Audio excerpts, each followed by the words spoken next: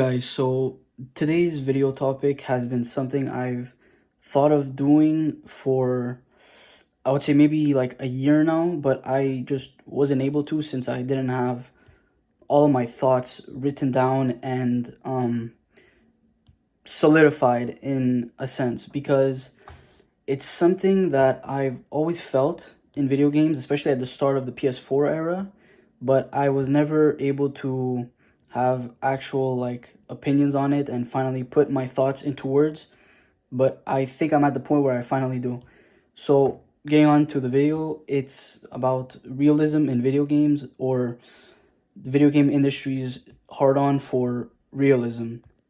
In other words, fun versus realistic, or fun versus slow, clunky, meticulous, etc. You get my point.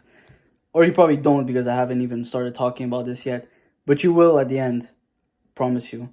So, the reason I wanted to make this video is because most of the games that released during the beginning of the PS4 era throughout until now have this thing where everything needs to be super realistic, slow, and clunky. And things like that ruin the fun of the video games and ruin what make video games fun in the first place. So, for example, I love God of War. Everyone knows I love God of War. Even those of you who follow the channel and the TikTok know I absolutely love God of War, the both new games and the old games. But what I have to admit is the old games feel so much more fast-paced and just easy to control, and you always feel like you're doing something like cool and very snappy and like just straight to the point, straight to the action. And that is because the game relies less on realism and more so on it being an actual video game and it providing, fun elements. In the new games, they are fun. They absolutely are fun, but it relies more so on the realistic aspect to it. So Kratos is older. He feels slower and clunkier, especially at the beginning. But then throughout the entire game, God of War 2018 and Ragnarok, you still get that feeling that, I'm going a little bit slow. I'm not doing the attacks as fast as I used to. But in God of War 2018 and Ragnarok's defense, it could be because of story reasons, because Kratos is older, but at the same time, he is, demigod, so stuff like that, age wouldn't affect him that much. But at least there is something there. There is the fact that he is older, but at the same time, that is a perfect example, in my opinion, of a newer game relying more so on realism over fun gameplay. Example I can give is with Red Dead Redemption 1 and Red Dead Redemption 2. This is something I noticed recently after replaying Red Dead 1 again, and it's basically the same thing as with God of War, the newer ones and the older ones. The second Red Dead Redemption relies heavily on this realistic aspect. You can only carry like 3 weapons on you max. Your horse goes incredibly slow, and it moves in ways that are like, admittedly very realistic, but at the same time removes the fun element and removes what makes video games video games. And I constantly feel like I'm trudging through honey when I'm playing Red Dead, especially when I'm walking. Compared to the first one, where everything is fast-paced, the horse moves incredibly quick, you can carry as many guns on you as possible, pull rifles out of your ass, literally. Same with shotguns and all the revolvers. Nothing feels heavy. It's a very fast-paced game, and it feels like a video game. That's the main point I'm trying to get across. When you have realism in video games, and, especially too much of it, it starts to feel less like a video game and more of a simulator.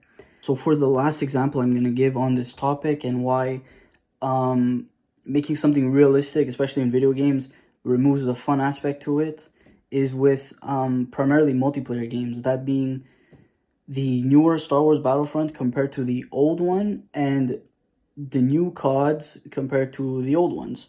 Basically, in the old CODs, everything felt very snappy. I know I keep using these words, but that's how it felt. The old CODs felt very snappy, fast-paced. You could do anything instantly, carry snipers and not feel bogged down by the weight of it, because, yes, when you're making something realistic, you have to account for the fact that snipers are heavy and it would make you slow, and that is relevant in the new games. in the old CODs, everyone running around with snipers and using snipers the same way they would wield pistols made it fun. It didn't have an effect on your character. It was just fun. It didn't rely on the realism. Now with the newer Battlefront games, the new Battlefront games especially are super slow, clunky, rely on the realism, even though Star Wars is not realistic at all. It still had that effect of, your characters feeling very slow, feel like I'm trudging through honey, etc. You get what I'm trying to say. Compared to the old Battlefront, your character moved incredibly quick, your guns rarely overheated, you were constantly shooting, you had a lot of stamina, not that much more than in the newer Battlefront, but you had a lot of stamina, so you could do the force powers much more often and much quicker, and it just felt more like a video game. Obviously, you can give hundreds of other examples for comparing old games to new games and how old games prioritize fun and new games prioritize realism, removing fun. Now, what I wanted to talk about is, in those games I mentioned, primarily the games that focus too heavy on realism, like Red Dead 2, for example, oftentimes in those games, the most fun aspect in those games are things that are not realistic. If you were to ask anyone who absolutely loves Red Dead 2 what their favorite gameplay element is in the game, oftentimes I would bet they would say Deadeye. Deadeye is not realistic. Oftentimes, people who praise games for being realistic won't even consider the fact that the best aspect of their game is something that is absolutely not realistic. Or at least, me personally, I've never seen someone activate their Deadeye. There's nothing realistic about me being able to pull a railgun out of my ass in GTA Online, yet it is probably the funnest aspect of the game. There is probably nothing realistic about me being able to wield a sniper the same way I would wield a pistol and quickscope someone. Or better yet, jump off of a building, do a 360, throw a tomahawk, spin the other way, drop down, and just as I'm about to land, snipe someone without even scoping in and kill them. There's nothing realistic about it, yet it is the funnest aspect in the game. Of course, if you're able to do that. There's nothing realistic about me attaching an empty water bottle to my pistol and that suppressing the sound that my pistol shots make. Yet, The Last of Us is praised as being super realistic. So now I want to get to when praising a game for being realistic is actually merited and doesn't take away from the gameplay. That being when a game is praised for being realistic simply on how it looks. If a game is realistic just because it looks realistic and has good graphics and good face models, then that is absolutely fine. It doesn't take away from the gameplay. That is one example of when a game being realistic is fine, in my opinion. Another time is when people praise games for being realistic because they invoke a sense of immersion. Now, that doesn't necessarily need to be in games that have photorealistic art styles. For example, one of the games that's praised all the time for being realistic is Breath of the Wild and Tears of the Kingdom, the two new Zelda games. Those games are not realistic at all, don't even have photorealism. It's just pure art style, but the way the game is designed, the fact that it doesn't take itself too seriously in some aspects, and it knows it's a Nintendo game, it makes it fun, and it relies on that. It doesn't do things, it doesn't bog down the gameplay and makes it slower. It doubles down on the fact that it is basically a cartoon game. Another example I could give is The Witcher 3, a game that looks realistic. The characters engage with each other in realistic ways, but the game has things that are absolutely not realistic. Casting spells, using enchantments, the oils, monsters, Yennefer, okay, you get it. Things are not realistic in that game, yet it's praised for being immersive because of the gameplay elements, the way the game is structured, and a bunch of other things. would even argue that The Witcher 3 is more realistic than your favorite realistic game, just in the way that the characters interact with each other and the topics they deal with and the topics you, the player, are forced to engage with and make decisions on. Those things I mentioned are infinitely more realistic than a game that simply offers realism just on its aesthetic and the way it feels. Now, the next thing I wanted to get to is the fact that you can actually find a middle ground.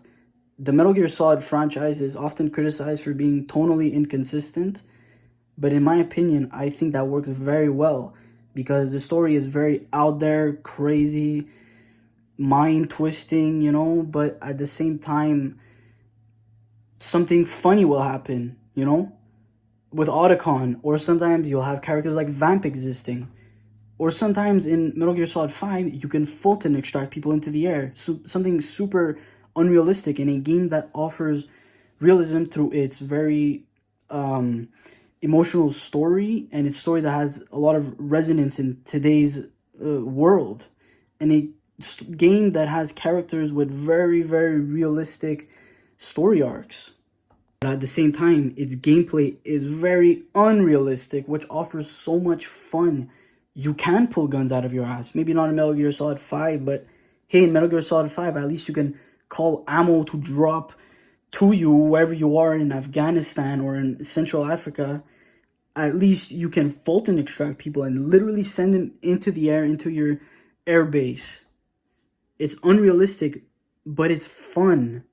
It's, in my opinion, when a game is able to, a modern game especially, is able to find that middle ground, that is when we have a true modern classic.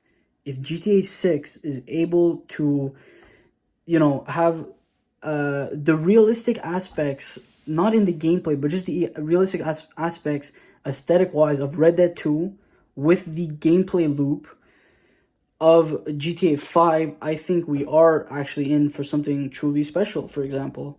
And the same thing goes for other games. The reason people gravitate more towards going back to playing GTA 5 or GTA Online as opposed to going to play Red Dead Online, it's not because Red Dead Online is dead and the devs gave up on it. It's because the gameplay loop of GTA 5 is so much more fast-paced and it feels like a video game. It's so much more fun to engage with. You can do much more in it. Not because the game's been around for longer and has more content, but just because the simplicity of everything.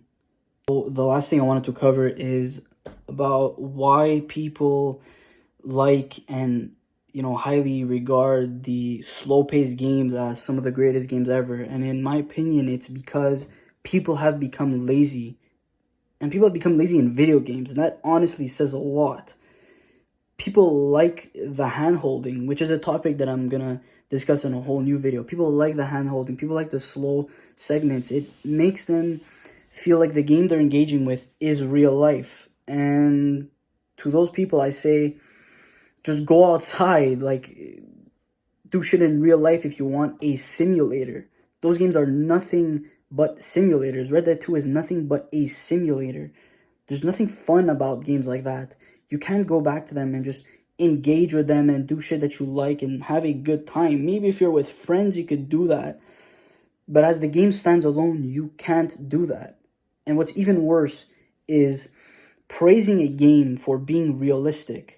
That is, when I see that, that is truly when I feel like the gaming industry and people who play video games have completely lost their idea of what makes video games good and what makes video games video games. If you're someone who praises video games for being realistic and recommends games just because they're realistic and they look good and they feel like real life, think of your favorite realistic games and think of what the funnest aspect in those games are. I can almost guarantee that the funnest aspect in those games are something that is not realistic.